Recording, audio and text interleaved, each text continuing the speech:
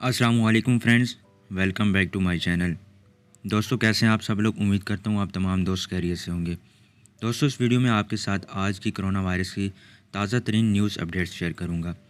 दोस्तों वजारत सेहत ने आज 3 मई 2020 को कोरोना वायरस के नए 679 पॉजिटिव केसेस के इंदराज का ऐलान किया और इसके अलावा पिछले 24 घंटों के दौरान 130 अफराद की सेहतयाबी का ऐलान भी किया, जिससे अब तक कतर में टोटल सेहतयाब होने वाले लोगों की तादाद 1664 हो गई है।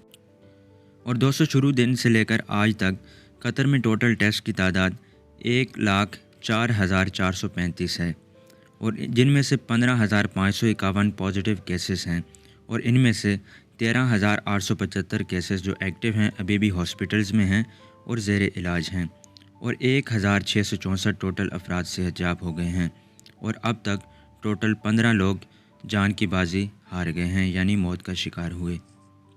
दोस्तों वजारत सेहत ने कहा है कि नए आने वाले ज़्यादातर केसेस बैरून मुल्क वर्कर्स की वजह से हैं जो पहले से उन अफराद के साथ राब्ते में थे जो इस वायरस में मुब्तला थे, और इसके साथ साथ ये तमाम मामलात शहरियों और रिहायशियों से भी आए हैं जो अपने फैमिली मेम्बर्स के साथ रहे थे और वो अपने किसी काम के मकामात या किसी दूसरी जगह पर ऐसे लोगों के साथ राब्ते में रहे थे जो पहले से ही इस कोरोना वायरस में मुब्तला थे। दोस्तों वजारत सेहत ने तमाम मुतासरा नए मामलात को फौरी तौर पर क्वारंटीन कर दिया है जहाँ वो ज़रूरी तिब्बी इमदाद हासिल कर रहे हैं। वजारत सेहत ने बताया कि ऐसे तवक्को की जाती है कि मौजूदा वक्फों के दौरान इस इन्फेक्शन के वाक़यात की तादाद में उतार चढ़ाव देखने को मिलेगा।